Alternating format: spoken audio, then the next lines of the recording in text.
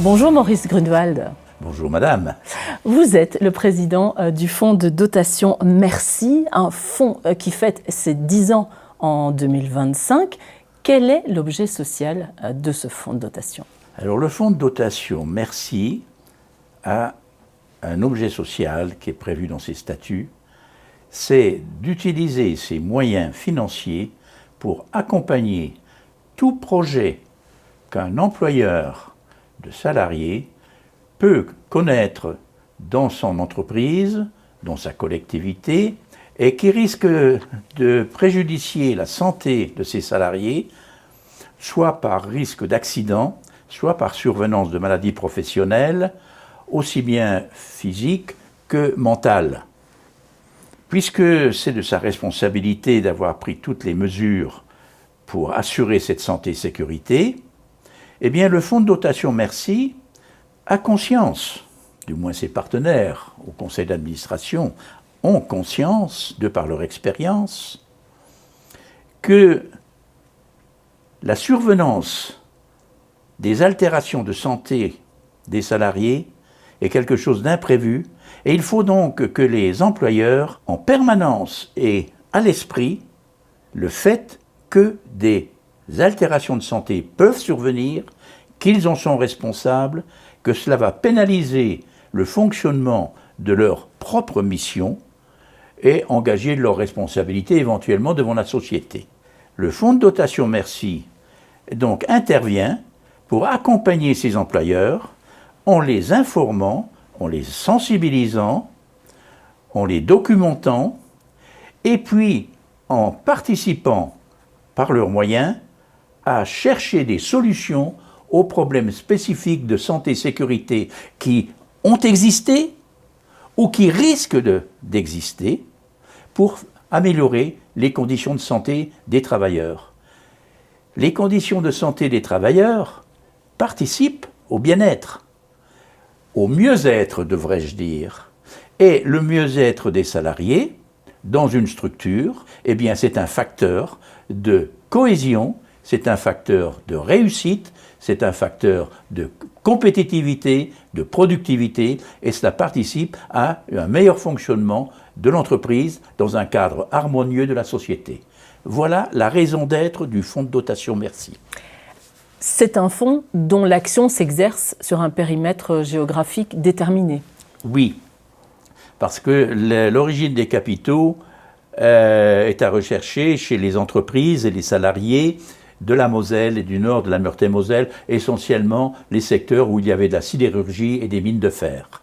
Mais il y avait environ plus de 500 autres adhérents de toutes activités, de tout secteur professionnel, qui participaient à cette assurance de prévoyance qui est à l'origine des moyens dont dispose le fonds de dotation Merci. Est-ce qu'il y a un équivalent du fonds de dotation Merci ailleurs en France? Non. Non, j'ai déjà eu l'occasion de participer notamment à un colloque sur la santé à Paris, et ayant présenté le fonds de dotation Merci, la question m'a été posée, mais pourquoi uniquement en Moselle et dans le nord de la Meurthe-et-Moselle? Je dis, mais parce que c'est là-bas que fonctionnait cette assurance, cette association d'assurance qui est à l'origine des moyens financiers dont nous sommes dotés. Et ces moyens financiers sont à la hauteur pour le territoire auquel on se consacre, mais ne pourraient pas répondre aux besoins de la France entière. Ouais. Mais il est évident que les territoires de France entière nous envient l'existence du fonds de dotation Merci. Et que disent les porteurs de projets qui ont été soutenus par le fonds de dotation Merci? Ça doit être une expérience particulière qui allie à la fois du financement, mais aussi de l'accompagnement, de l'expertise. Eh bien, je dirais que nous n'avons pas eu d'échec. Tous les porteurs de projets que nous avons accompagnés nous ont montré leur gratitude et nous ont remercié pour l'action que nous avons portée, non seulement les employeurs, mais y compris les représentants de la collectivité des salariés dans ces entreprises-là, qui nous disent « mais vous nous avez aidés, vous participez à notre amélioration des conditions de santé, et donc on vous en remercie ». Et j'en veux pour preuve, c'est que lorsque nous avons un nouveau projet, et in fine, lorsqu'on le clôture et que l'on constate que ce projet est terminé, on invite les anciens, ils sont pratiquement toujours tous là, pour venir participer, je dirais, à la cohésion de ceux qui ont participé à nos actions, ou du moins avec lesquels nous avons participé à leurs actions plutôt, et ils nous disent combien l'action du fonds de dotation Merci est bénéfique. Vous avez le sentiment qu'avec le cumul des projets accompagnés, c'est une véritable culture de la santé, sécurité au travail qui est en train de se mettre en place et de s'ancrer sur le territoire? C'est un constat que nous faisons, et ce constat est conforté par le fait que même maintenant, le secteur public s'adresse à nous en nous demandant « mais nous, dans le secteur public, est-ce que vous ne pourriez pas également accompagner certains de nos projets ?» Et ça, c'est un bel accomplissement, une belle reconnaissance. Et c'est une belle reconnaissance, notamment, je dirais, la métropole de Metz, par exemple, qui, dans 2 projets, eh bien, nous a sollicité, nous en accompagnons un, et je dirais que cela va profiter. Et les salariés, donc de la fonction publique, en sont également très heureux. Et c'est vrai qu'au cours du temps, les conditions de la santé, sécurité et du bien-être au travail ont elles aussi évolué, vous venez de l'aborder. Comment est-ce que vous analysez cette évolution? Et, question bonus, quelle est la façon dont l'accompagnement du Fonds Merci s'est ajusté à l'évolution de ce contexte? Il faut également évoquer la loi du 2 août 2021 qui a réformé en France l'organisation de la santé au travail au travers des SPSTI, les services de santé au travail. D'une part, le domaine des missions des SPSTI a été augmenté, a été élargi, puisque désormais, la priorité des missions des SPSTI est donnée à la prévention. Du moins, on a accentué cette priorité qui existait déjà auparavant.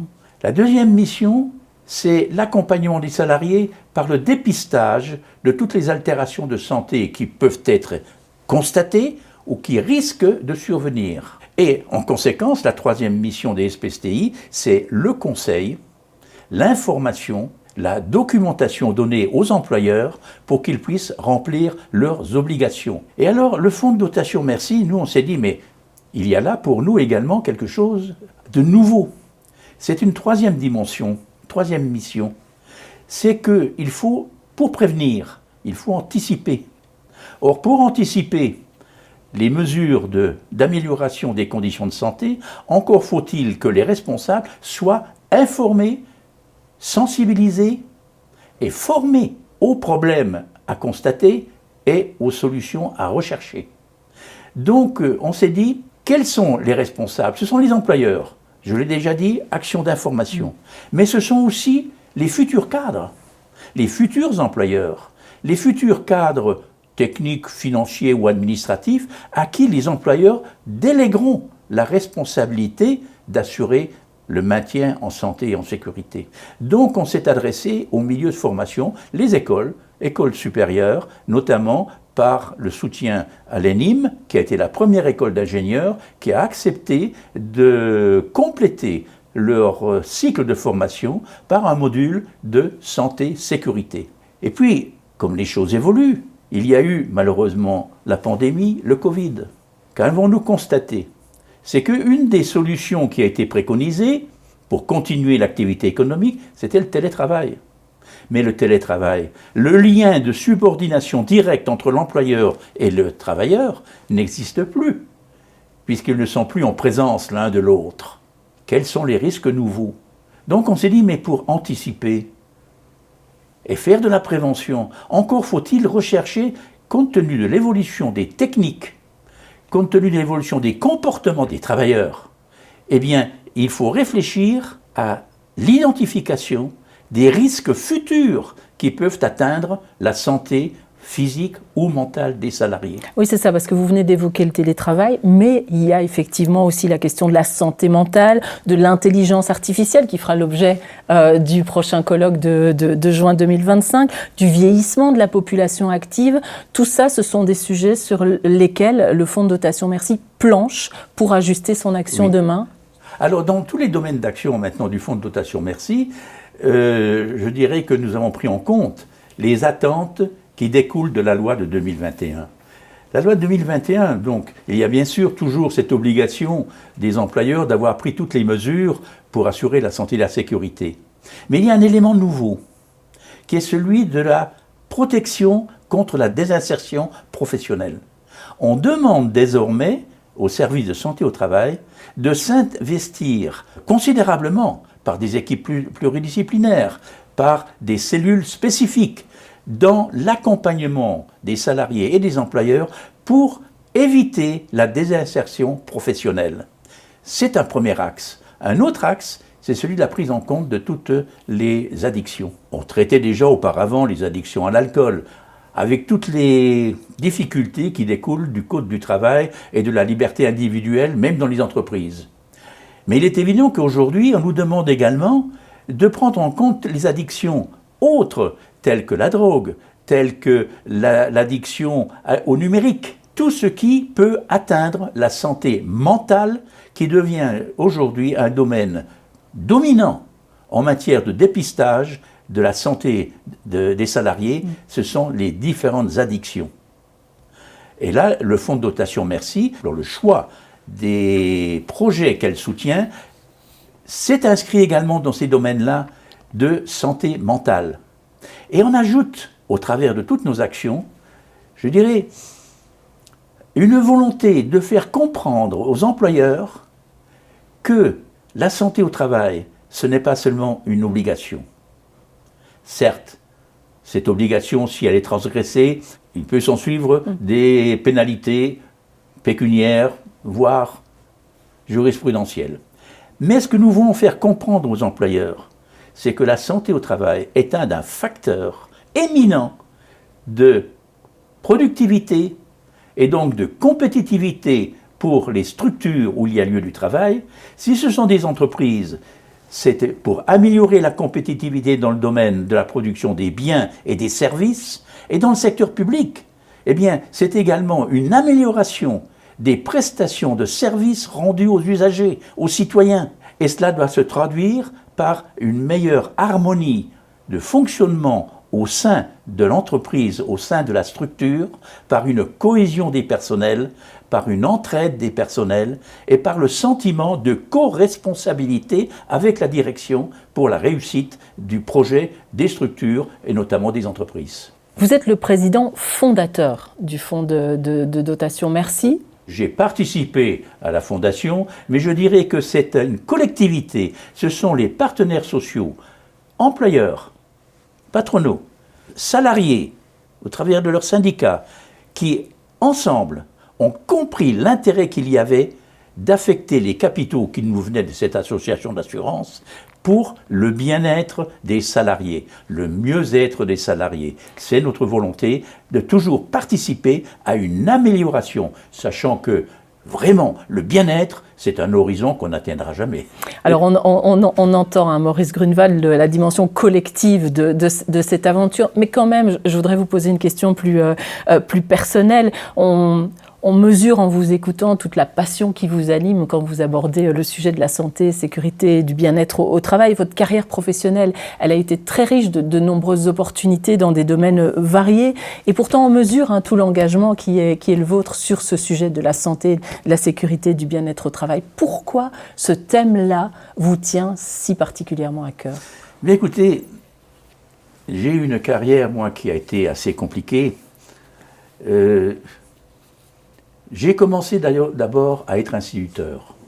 J'ai donc eu le contact avec des élèves et j'ai vécu une grande satisfaction dans ce partenariat. Et je dis bien le partenariat entre l'enseignant et les enseignés dans une école où je me trouvais face à 40 jeunes élèves de CE1.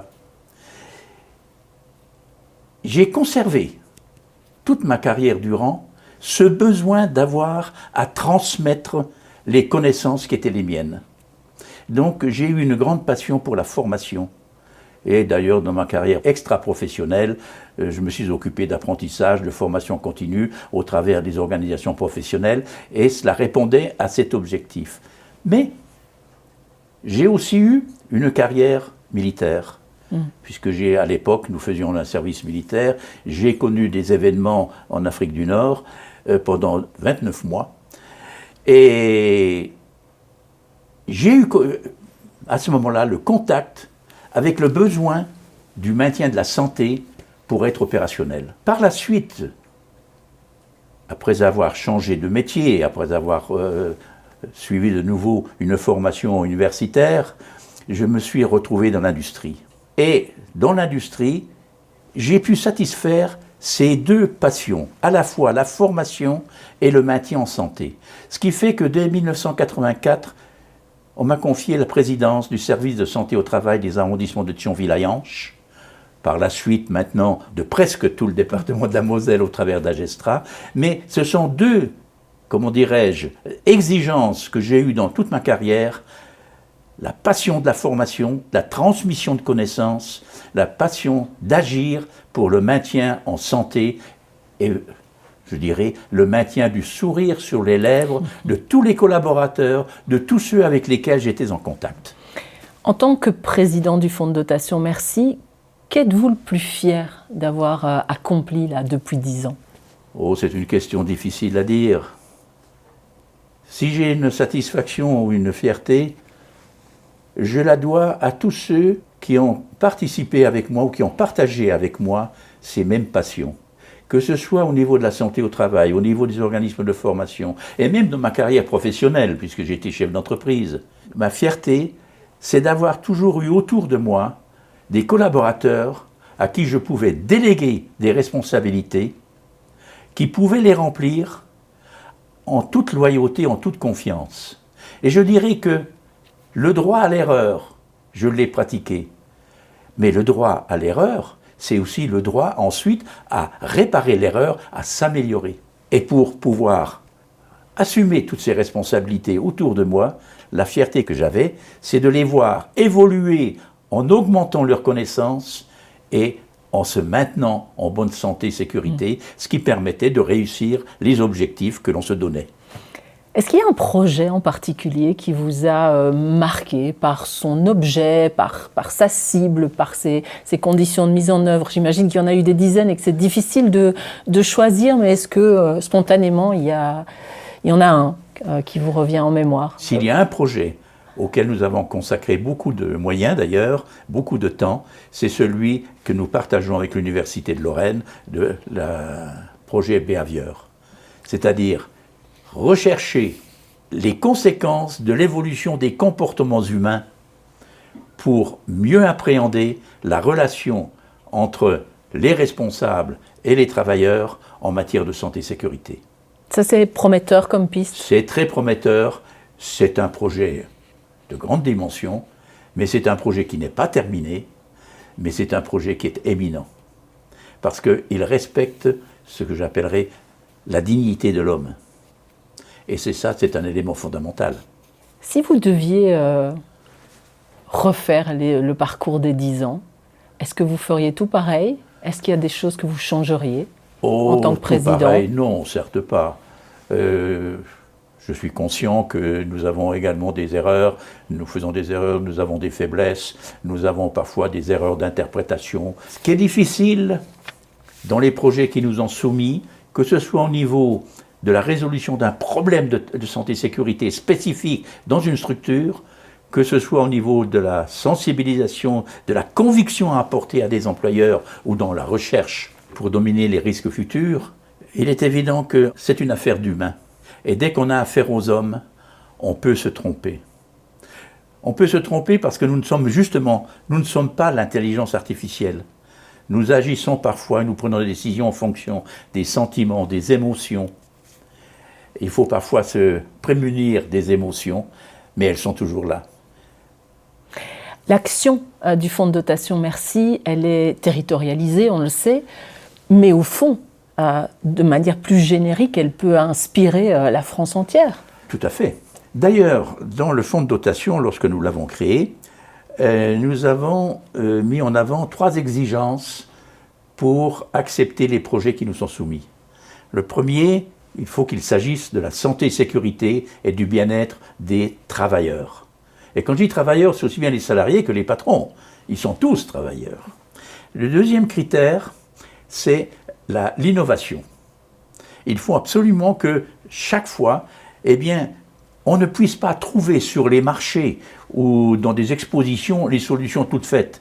Il faut identifier le problème, travailler, avoir beaucoup de réflexion, de concours avec d'autres intelligences, y compris peut-être l'intelligence artificielle. C'est là où ça peut venir, disons, s'intégrer, pour s'assurer de l'innovation. Et le troisième, et là je réponds à votre question, c'est l'intérêt général. C'est-à-dire que lorsqu'une structure aura résolu un problème de santé-sécurité, eh bien, dans l'intérêt général, l'enseignement doit être communiqué de façon très large pour que tous les salariés, tous les employeurs puissent utiliser et mettre en œuvre les solutions innovantes qui auraient été ainsi apportées. Au terme de votre mandat actuel, Maurice Grunewald, vous passerez la main à un nouveau président, une nouvelle présidente. Qu'aimeriez-vous qu'on retienne de votre action et quel message, quelle recommandation vous auriez envie de déposer à l'intention de celle ou de celui qui vous suivra dans cette belle fonction de président du Fonds de dotation Merci? Mais vous savez, je ne dis pas que la difficulté sera très grande, parce que j'ai déjà autour de moi, et nous avons autour du Fonds de dotation Merci également des partenaires qui partagent les mêmes convictions. Mais je leur souhaite, à mon successeur, d'avoir vraiment cette notion de mettre l'humain en avant. Il ne faut pas oublier, là je rejoins un peu la santé au travail, dans les accidents au travail ou les maladies professionnelles, 80% des causes sont d'origine humaine. Donc les 20% dus à la technique, je dirais, on peut trouver par la réflexion des solutions, les faire partager. Les 80% qui tiennent au comportement, c'est cela qui est important, c'est le partage du sentiment que l'homme, l'humain, le travailleur passe avant toutes les considérations techniques ou financières. Au moment de conclure notre entretien, est-ce qu'il y a quelque chose, Maurice Grunewald, que je ne vous ai pas demandé, mais que vous avez quand même envie de me dire? Je paraphraserai en disant que l'accent qui est à mettre en avant, c'est l'homme, la dignité de l'homme. Je dirais qu'une structure qui réussit, et pourtant la santé au travail, je l'ai dit, c'est un facteur de réussite pour l'entreprise, mais la réussite n'est pas l'objectif premier pour moi de l'entreprise ou de la structure. Je voudrais dire que chaque fois que dans la société humaine, une collectivité se mobilise autour d'un projet, bien sûr le projet c'est l'objectif, mais la valeur, ce sont ceux qui s'y consacrent, c'est la collectivité qui doit ressortir ou ressentir la fierté d'avoir réussi ce projet. C'est ça que vous aimeriez que le lecteur se dise quand il découvrira la publication dans laquelle s'insère notre entretien? Oui, oui. Définitivement? Oui, définitivement. Merci infiniment, Président, d'avoir été avec nous. Merci de nous avoir consacré un petit peu de temps à l'occasion des 10 ans du Fonds de dotation Merci que vous présidez, on le rappelle. Eh bien, je vous remercie également, Madame, pour cette interview, pour les questions que vous m'avez posées, qui m'ont permis donc de préciser un peu les idées qui sont les miennes et de présenter la conviction qui est la mienne, que je voudrais tant faire partager à tous les chefs d'entreprise, à tous les responsables de structure, pour le bien-être de tous les travailleurs, ce qui participe à la cohésion, à l'harmonie de la société. Bon, à mon sens, c'est chose faite, Président. Merci encore. Merci.